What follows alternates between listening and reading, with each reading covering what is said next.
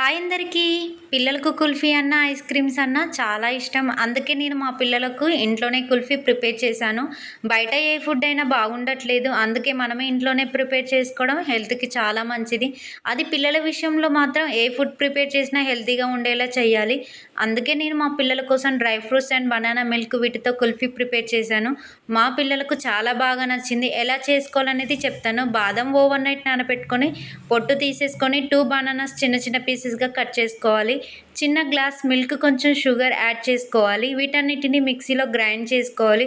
మరీ గట్టిగా పలుచగా ఉండొద్దు, చిక్కగా ఉండాలి. కుల్ఫీ షేప్‌లో ఉండేలా చిన్న చిన్న గ్లాసెస్‌లో పోసుకొని ఐస్ క్రీమ్ స్టిక్స్‌ని మిడిల్‌లో ఉంచుకోవాలి. డీప్ ఫ్రిడ్జ్‌లో పెట్టేసుకోవాలి. డీప్ ఫ్రిడ్జ్‌లో ఎలా అంటే హైలో పెట్టేసుకోవాలి.